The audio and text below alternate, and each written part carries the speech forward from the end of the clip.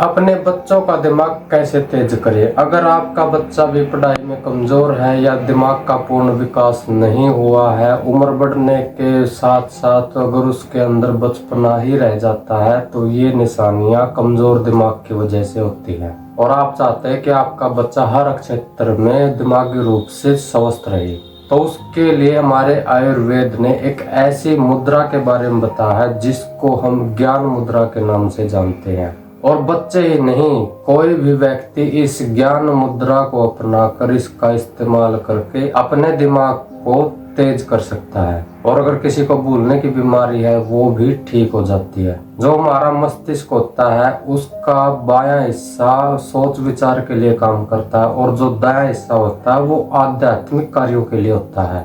और जो हमारे दोनों हाथ होते हैं वो पंच तत्वों का वर्णन करते हैं। जो हमारे हाथ का अंगूठा होता है, ये अग्नि को प्रदर्शित करता है, और जो इसके साथ वाली उंगली होती है, ये वायु को प्रदर्शित करती है, और जो इसके बीच वाली उंगली होती है, ये आकाश को दर्शाती है, और ये अगली उंगली पृथ्वी को दर्शाती है, और जो छोटी उंगली होती है वो जल का प्रतीक होती है। 5 तत्वों से ही शरीर बना है, और हाथ में भी 5 ही उंगलियां होती हैं, और प्रत्येक उंगली उन तत्वों के बारे में बताती है जिनसे हमारा शरीर का निर्माण हुआ है। और इन्हीं हाथों की उंगलियों के इस्तेमाल से मुद्राएं बनती हैं।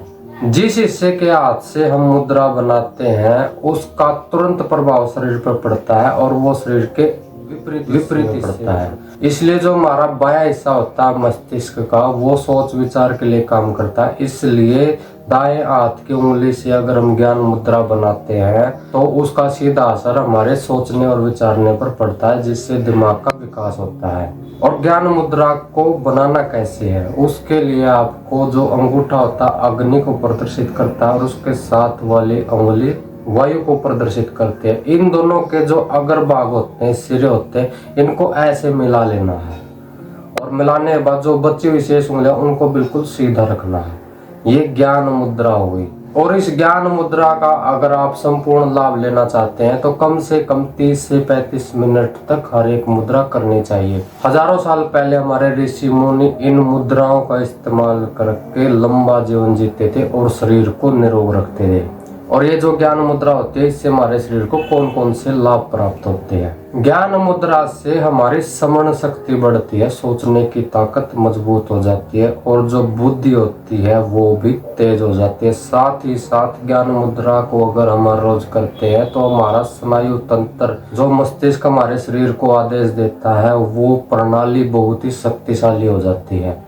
और अगर बच्चों का मन पढ़ाई में नहीं लगता, तो उनको ज्ञान मुद्रा सिखाइए। अगर वो पढ़ते वक्त ज्ञान मुद्रा अगर करते हैं, तो उनका मन पढ़ाई में लगना शुरू हो जाएगा। ज्ञान मुद्रा को अगर हम रोज करते हैं, तो हमारे सिर में कभी भी दर्द नहीं होगा, और नींद ना आने की समस्या भी ठीक हो जाती है। और साथ ही साथ जो हमारे मन में क्रोध की भावना होती है, वो भी बिल्कुल धीरे धीरे शांत हो जाती है। और जो ज्ञान मुद्रा होती है, उसको अगर हम हर रोज करते हैं, तो उसके लिए कुछ सावधानियों का भी ध्यान रखना बहुत ही जरूरी है।